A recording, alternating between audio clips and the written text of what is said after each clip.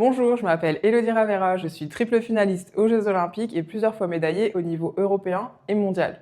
Aujourd'hui, nous allons parler de l'importance de la cadence lors de vos entraînements. En réalité, il n'y a pas une seule bonne cadence sur le rameur. L'importance, c'est de la comprendre et de l'adapter à votre entraînement. Premièrement, comprendre la cadence. La cadence, c'est le nombre de coups par minute que vous effectuez sur votre rameur. Il ne faut pas confondre vitesse et efficacité. Lorsque vous montez sur votre rameur, en général, les gens rament super vite au niveau de la cadence, mais ils oublient la puissance. Et c'est ça qui va vous faire avancer et travailler. La cadence est un élément important qui dicte l'intensité de votre entraînement. Savoir la maîtriser vous permettra d'utiliser le rameur à son plein potentiel. Le plus important dans un premier temps, c'est le contrôle du mouvement. Nous allons voir par la suite comment adapter votre cadence en fonction de votre objectif. On peut distinguer 3 types de rythmes différents, entre 18 et 22, entre 22 et 26 et 26 et plus. On va parler en détail de chacun d'entre eux et de leurs avantages. Premièrement, la cadence entre 18 et 22. Ici, c'est une cadence plus basse, vous allez travailler votre endurance et je vais vous montrer à peu près le rythme que ça va faire. Sur cette cadence, c'est un effort long. Vous allez pouvoir durer et travailler également votre technique. Au niveau de la résistance, vous allez mettre une résistance légère à modérée. Ici, je suis autour d'une résistance 5 qui me permet d'avoir un effort contrôlé que je peux soutenir minimum 30 minutes et jusqu'à 1 heure, 1h30. Comme vous avez le temps de revenir sur le retour, vous allez vraiment pouvoir travailler votre technique et faire des ajustements.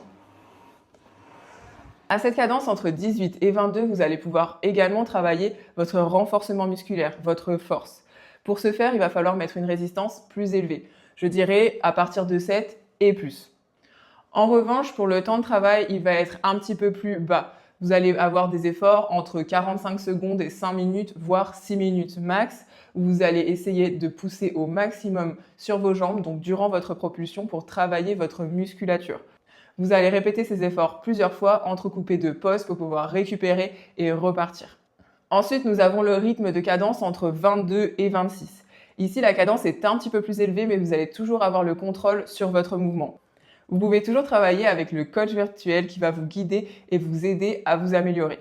En revanche, l'intensité de l'entraînement sera un petit peu plus élevée puisque vous allez avoir moins de temps de récupération sur le retour.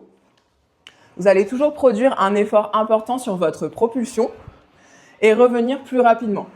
Ce qui va vous faire monter le cardio un petit peu plus que sur la catégorie précédente. Conservez toujours une très bonne qualité de propulsion. C'est ça qui va assurer la qualité de votre geste et surtout l'efficience de votre entraînement. Ici, je suis sur une résistance légère à modérée. Je garde toujours un effort important sur ma propulsion et ma cadence un petit peu plus rapide me permet de monter mon cardio plus que sur la section précédente, entre 18 et 22. Ensuite, nous avons le dernier groupe de cadences, les cadences entre 26 et plus. Là, ce sera vraiment un entraînement intense puisque votre récupération sera très courte sur le retour. Ici, vous allez travailler sur des intervalles courts et le temps de récupération sera égal au temps de travail ou supérieur pour que vous ayez bien le temps de récupérer et de repartir sur un intervalle de travail qualitatif. La résistance sera légère à moyenne, mais le plus important quand vous montez la cadence, c'est d'abord de partir de votre propulsion. Produisez toujours un effort qui va vous entraîner plus rapidement vers l'avant et faire monter la cadence progressivement. Je vais vous montrer ce que ça donne une cadence élevée. Ici, je vais essayer de ramer autour des 30 de cadence.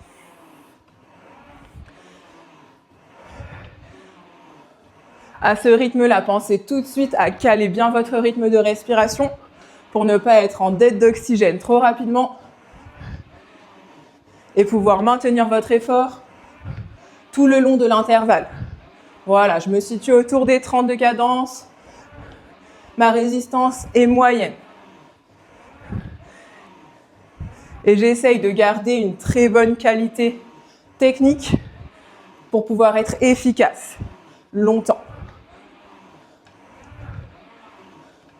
Voilà. Vous avez remarqué que sur chaque catégorie de cadence, je vous ai d'abord parlé de votre propulsion, c'est-à-dire l'effort que vous allez produire avec vos jambes, vos fessiers et votre buste, puisque c'est cette propulsion qui va dicter l'efficacité et la performance de votre entraînement et non la cadence.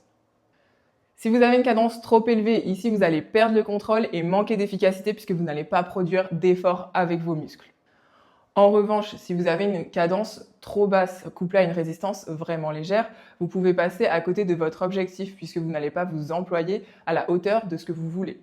C'est pour ça qu'il est très important de trouver la bonne cadence, celle qui est en adéquation avec votre objectif. Si vous voulez travailler la technique, privilégiez des cadences basses. Si vous voulez vraiment travailler sur des efforts plus intenses, privilégiez des cadences hautes tout en gardant de la propulsion comme on a vu, puisque c'est ça qui va vous faire avancer, c'est ça qui va rendre votre entraînement efficace. Pour vous guider, vous aider à maîtriser la cadence et avoir un entraînement efficace, sur Ogletix, il y a 2 facteurs à regarder. Premièrement, celui de la cadence, qui se situe en haut à droite, et surtout celui du coach virtuel. Le coach virtuel va vous aider à travailler sur les 5 erreurs que les gens font le plus fréquemment sur le rameur. Lorsque vous allez travailler à une cadence entre 18 et 26, vous allez le regarder tout particulièrement puisque c'est là que vous allez pouvoir faire des ajustements et essayer de maximiser chacun des points. Nous avons vu que la cadence joue un rôle important dans l'efficacité de votre entraînement. C'est elle qui peut guider l'intensité de votre séance, c'est donc un super indicateur. Pour en savoir plus et voir d'autres vidéos comme celle-ci, abonnez-vous à notre chaîne Ogletix Rameur.